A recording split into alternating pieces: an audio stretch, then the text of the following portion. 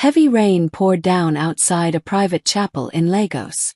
Black umbrellas filled the entrance like dark flowers opening in the storm. Expensive cars lined the street. Security guards stood stiff by the gate. Inside that chapel, the air felt heavy, thick with perfume and quiet gossip. Chief Chinedu Okoye was gone. Oil investor, property mogul, philanthropist. A man people feared, respected, and needed. In business, his name opened doors. In the family, his word was final. And now, his casket rested at the front of the room, covered in white lilies. Amara stood a little distance away from everyone else. No one stood beside her. No one held her hand. She wore black, simple and plain, while others dressed like they were attending a society wedding. She kept her face calm, but her chest felt tight. This was her father, the only parent who ever truly understood her silence. Across the room, Sarah, polished, composed, almost glowing, accepted condolences like a movie widow. She dabbed her eyes gently, hugged guests gracefully, and nodded like she was already in control of everything. Cameras flashed outside. Important men shook her hand with respect. Behind Amara, whispers moved like smoke. Everything belongs to Toby now. The son takes over. She was distant anyway. Amara didn't react, but she felt it deep in her bones. Something wasn't right. Her father was many things. Careful, strategic, protective, and he would never leave her unprotected. A few days later, the family gathered in a luxury conference room overlooking Victoria Island. The walls were glass from floor to ceiling, showing the ocean in the distance and the busy streets below. Everything about the room screamed power. Polished marble table, leather chairs, chilled air conditioning, quiet assistants moving around with bottled water. Outside the building, cameras were waiting. Bloggers, business reporters, even a few live streamers. When a man like Chinedu Okoye dies, people don't just mourn. They watch. They calculate. Inside, nearly 30 relatives filled the seats. Uncles who suddenly looked important. Cousins whispering behind designer sunglasses. Business partners sitting stiff and silent. Toby sat close to the head of the table, confident, almost relaxed, like someone who already knew the outcome. Amara chose a seat near the end, quiet, observing, her face calm but her mind alert. At exactly noon, the door opened and Barrister Adewale Sani walked in with a briefcase. Conversations lowered to a murmur. This was the moment everyone had been waiting for. But before the lawyer could even sit down, Sarah slowly stood up. She didn't rush. She adjusted her black blazer, smoothed her hair. Then she cleared her throat loudly enough to own the room. For clarity, she said, her voice steady and dramatic, Amara has been removed from the will. My husband made that decision before he passed. The words landed like a slap. Gasps filled the room. A cousin covered her mouth. Someone whispered, I knew it. Toby leaned back in his chair, trying to hide a small smile that still showed at the corner of his lips. All eyes turned to Amara. Some looked at her with pity, others with judgment, a few with quiet satisfaction. It felt like the walls had moved closer, like the air had changed. Amara didn't speak. She didn't argue. She didn't even blink. She simply folded her hands on the table and looked straight ahead, her expression unreadable. But inside her heart was pounding, not from fear, from certainty, because her father never made big decisions without telling her. And if Sarah was announcing this before the will was even read, then something bigger was coming. The room was still heavy from Sarah's first announcement, but she wasn't done. She stayed standing, one hand resting lightly on the table like she was about to deliver a speech at a charity gala. Her voice became softer, almost disappointed. The kind of tone that pretends to be kind while cutting deep. She abandoned this family, Sarah said. She walked away when her father needed unity the most. She doesn't deserve a single naira from his legacy. Few people nodded immediately. Others avoided eye contact, but no one challenged her. Toby didn't even try to hide it this time. He leaned back in his leather chair, arms folded, a slow smirk spreading across his face. Not shocked, not confused. Just satisfied, like everything was going exactly how he expected. From the other side of the table, a cousin leaned toward another and whispered, not quietly enough, "She must have disappointed him badly for him to cut her off like that." A small, sharp laugh followed. The words floated across the room and landed directly on Amara's chest. Disappointed him. They had no idea how many late nights she spent in her father's office discussing strategy. No idea how many board meetings she attended quietly in the background. No idea how many times her father called her privately just to ask, "What do you think?" But none of that mattered in this moment, because perception is louder than truth. All eyes were on her now, waiting. Waiting for her to break. Waiting for tears. Waiting for anger. Waiting for a scene. But Amara did none of that. She didn't argue. She didn't defend herself. She didn't cry. Her hands stayed folded calmly on the table. Her back remained straight, her face unreadable. The only sign that she was human at all was the slow, steady rise and fall of her breathing. Inside, her heart was beating hard, not from shame but from restraint. She could feel the humiliation being served publicly, intentionally, like this was part of the plan. This wasn't grief anymore. This was performance. Sarah wanted the room to believe a story before the truth had a chance to speak. Amara slowly shifted her gaze. Not to Sarah. Not to Toby. Not to the whispering relatives. She looked directly at the lawyer. Focused. Steady. Because in a room full of noise, the only voice that truly mattered hadn't spoken yet. The silence stretched for a few long seconds after the whispers faded. Then Barrister Adewale Sonni slowly adjusted his glasses. It was a small movement, but somehow it pulled the attention of the entire room. He placed his briefcase carefully on the polished table, unclipped the locks and looked up, not at Amara, not at Toby, but directly at Sarah. "Mrs. Okoye," he began calmly, his voice smooth and professional. "With respect, the will has not yet been read." The words were not loud. They were not dramatic. But they changed the temperature of the room instantly. The confident energy shifted. People straightened in their seats. A few exchanged confused looks. Toby's smirk slowly faded, just a little. Even the cousins who had been whispering went quiet. Sarah blinked once. Just once. Then she forced a small, controlled smile. The kind that doesn't reach the eyes. "Yes, well," she said lightly, brushing invisible dust off her sleeve. "Please proceed. It won't change anything." But something in her voice had changed. It was thinner now, tighter. The lawyer gave a polite nod, but his expression didn't move. He reached into his briefcase and removed a thick envelope sealed with red wax. On the front, in bold black letters, were the words, "Final revision, confidential." A soft murmur rolled across the table. Final revision. Toby leaned forward now. Sarah's fingers tightened slightly around the edge of her chair. Barrister Sonni broke the seal slowly, deliberately. The tearing sound felt louder than it should have. Every single person in the room was watching his hands. Amara didn't move, but inside something clicked. Her father was many things: strategic, patient, careful. He never played checkers when he could play chess. The lawyer pulled out several documents, neatly clipped together. He flipped through the first page, scanning it briefly as if confirming something. Then he cleared his throat. Not loudly, just enough. "In accordance with the final instructions of Chief Chinedu Okoye," he began, his voice steady and official, "this document supersedes all prior versions of his will." Supersedes. The word echoed quietly. Sarah's smile froze.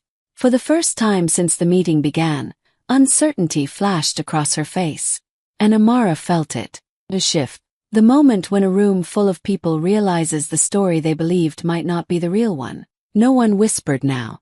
No one smirked. The only sound left was the soft turning of paper, and the beginning of the truth finally stepping into the room. Barrister Sonni adjusted the papers in his hand and began to read. His voice was calm, clear, unshaken. "To my beloved daughter Amara." The words hit the room like a sudden clap of thunder. Everything froze. For a second it felt like even the air stopped moving. Chairs stopped creaking. No one whispered. No one breathed too loudly. Amara didn't move, but her fingers tightened slightly against the table. Beloved daughter. Not distant daughter. Not former daughter. Not disowned. Beloved. Across the table, Sarah's smile cracked. It was small but visible. The polished expression she had been wearing all morning slipped just enough for the truth to show through. Her eyes flicked quickly toward the lawyer, then toward Toby, like she was trying to calculate something in real time. Toby's jaw tightened. The lawyer continued reading.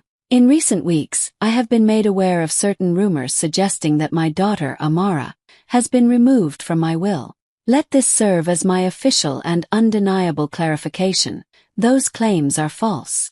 A low murmur exploded across the room. False. People looked at each other, confused. A cousin who had laughed earlier now stared down at the table. One of the business partners slowly leaned back in his chair, watching carefully. The lawyer didn't pause. These rumors were not accidental, he read. They were deliberately spread. This time the reaction was louder. Someone actually gasped. Sarah's posture stiffened. Her hands, which had been resting gracefully in her lap, slowly curled into fists. She forced herself to remain seated, but the confidence she walked in with was gone. Completely gone. Amara felt something rise in her chest.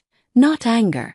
Relief. 'Cause she knew it. She knew her father would never cut her off without speaking to her. She knew he wasn't careless with his decisions. He was precise. Protective. Strategic. The lawyer turned the page. My daughter has stood beside me in more ways than most of you will ever know, he continued reading. Her silence has often been mistaken for absence. That was your mistake. The room was no longer whispering. It was listening, fully. The same relatives who had judged her minutes ago now avoided looking in her direction. And Amara didn't smile. She didn't celebrate. She simply sat there, steady and composed, as her father's voice, written in ink, defended her in front of everyone who tried to erase her. And for the first time since the funeral, she felt it clearly. The truth was no longer coming. It had arrived. The room was already shaken, but Barrister Sonny wasn't finished. He adjusted the next page and continued reading, his voice steady and formal. In addition to the personal allocations outlined above, he said, I have placed the majority controlling shares of my conglomerate into a private trust. That got everyone's attention. Not the houses, not the cars, not the cash, the company, the empire. Every business partner in the room leaned forward at the same time. This wasn't family drama anymore. This was power. The lawyer continued. The primary beneficiary of this trust is my daughter, Amara Okoye. Silence. Real silence. It felt like the ocean outside the glass walls had gone still. Toby blinked. Once. Like he hadn't heard correctly. Sarah's lips parted slightly, but no words came out. Barrister Sonny did not slow down. This transfer of majority controlling shares becomes effective immediately upon the reading of this will. Immediately. Not next month. Not after review. Not after approval. Immediately. A chair scraped loudly against the floor as one uncle shifted in shock. Someone muttered, That's impossible. A business partner pulled out his phone discreetly, already calculating what this meant. Amara felt her heartbeat in her ears. Majority controlling shares. That wasn't just money. That was authority. That meant board decisions. Company direction. Final signatures. That meant the empire. The lawyer turned another page. To my son, Toby, he read, your inheritance will be released in structured portions over time, provided you meet the performance and conduct conditions outlined in Appendix C. Conditional. The word hung in the air like smoke. Toby's face changed completely now. The confidence was gone. The smirk had disappeared. His jaw tightened so hard it looked painful. And to my wife Sarah, the lawyer continued, your administrative control over company operations was always temporary. That authority expires today. Expires today. It felt like the floor shifted under the entire room. Sarah finally spoke, her voice sharp. There must be some mistake. But the lawyer calmly held up the signed document. There is no mistake, Mrs. Okoye. This is the final revision. Properly signed. Properly witnessed. All eyes slowly turned toward Amara. She hadn't moved. She hadn't reacted dramatically. She simply sat there, breathing steadily, as the truth rearranged the entire room around her. Minutes ago, she was the daughter who had been cut off. Now, she was the majority shareholder, effective immediately. Just when it felt like the room couldn't take another shock, Barrister Sonny closed the file gently and looked up. "There is one final instruction from Chief Okoye," he said. The room went still again. He requested that a recorded video message be played immediately after the reading of this section.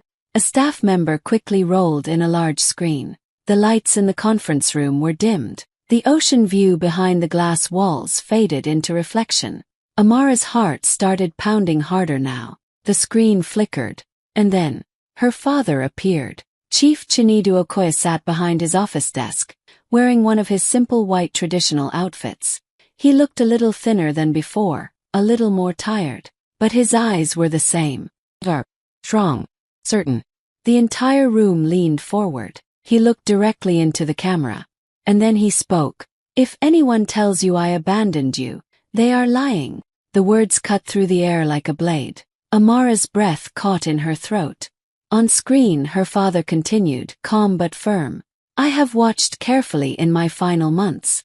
Have observed tension, manipulation, conversations that stopped when I entered a room." A quiet ripple of discomfort moved across the conference table. "I may have been ill," he said, "but I was not blind." Sarah's face slowly drained of color. Her confident posture collapsed inch by inch. Her hands gripped the edge of the table now, knuckles pale. She wasn't blinking anymore. Chief Okoye continued, "Amara, you have always understood my silence. And I have always understood yours. If you are watching this, it means certain people believed they could control the story after I was gone." A few relatives shifted uncomfortably in their seats. "I protected you in ways you did not always see," he said. "And I have protected this company from those who mistook proximity for loyalty." The room felt smaller now, tighter. Amara felt tears burn her eyes, but she refused to let them fall. She kept her head high, watching her father speak directly to her, defending her even in death. "And to those who attempted to manipulate my final days," he said slowly, his gaze steady, "I was always 10 steps ahead." The screen went black. No music, no dramatic ending, just silence. And in that silence, Sarah looked like someone who had just realized the game she thought she won had been recorded the entire time. The screen faded to black, but the shock hadn't ended. Barrister Sonny cleared his throat again, pulling everyone's attention back to the table. "There is one additional clause," he said carefully, "inserted in the final revision." You could feel the tension rise again. "In the event that any beneficiary publicly misrepresents the contents of this will before its official reading," he continued, "their allocated share will be reduced by a predetermined percentage, as outlined in this document." It took a second for the words to sink in. Publicly misrepresents. Before its official reading. Slowly, very slowly, every single head in the room turned toward Sarah. The lawyer didn't hesitate. "This clause applies immediately." A cousin whispered, "Oh my God." Barrister Sonny adjusted the page and read the numbers clearly.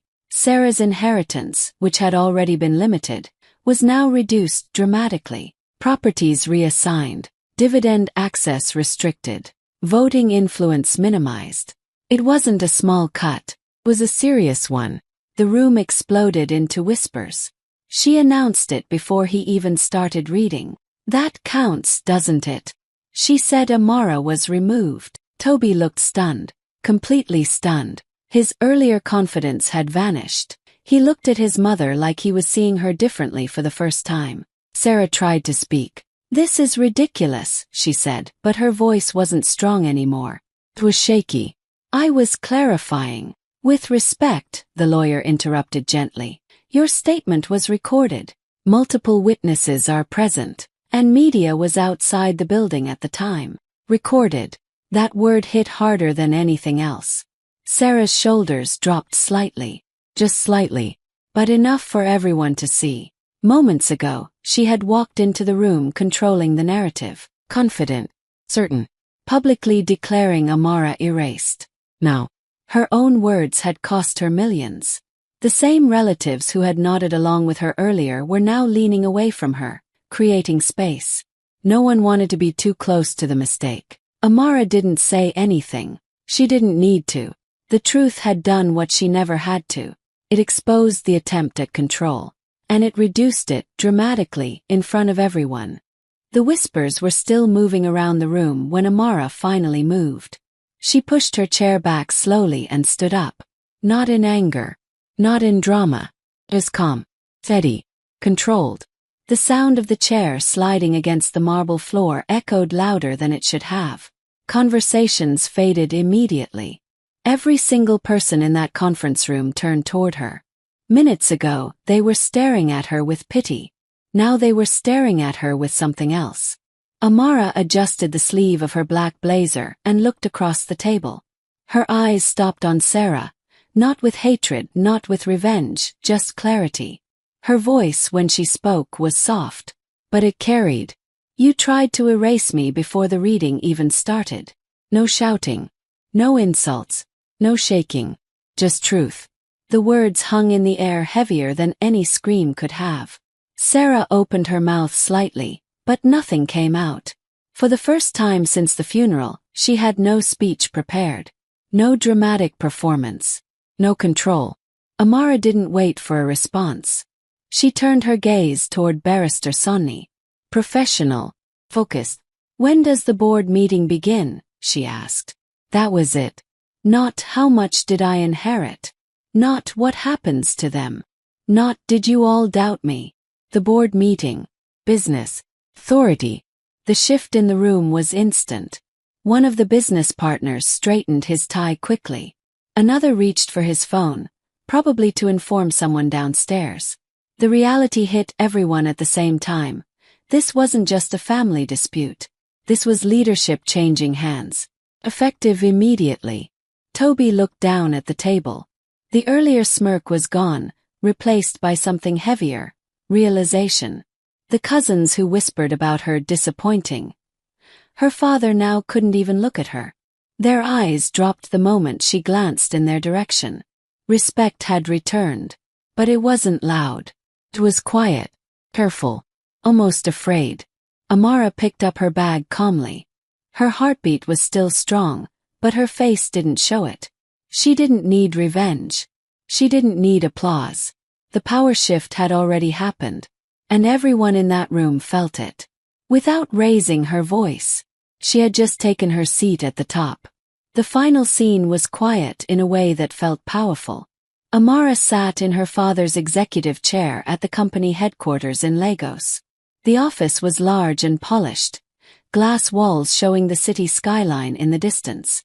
Her father's old desk was still there, the same one where he had made decisions that shaped entire industries. Now she occupied the seat, not as a visitor, not as a replacement, as the rightful leader. Outside the office door, Sarah waited for a scheduled appointment. No dramatic entrance, no public speeches, just a formal meeting request like any other executive would receive. The same woman who once announced that Amara had been cut off from the family legacy now stood patiently, understanding the new reality. The irony was clear. While Sarah waited, messages began arriving on Amara's phone. Congratulatory notes. Short messages from relatives who only days ago had doubted her.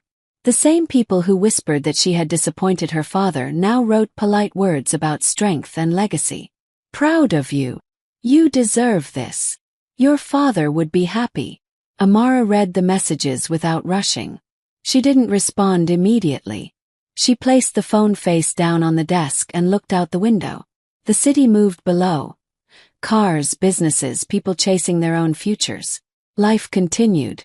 A quiet voiceover filled the moment.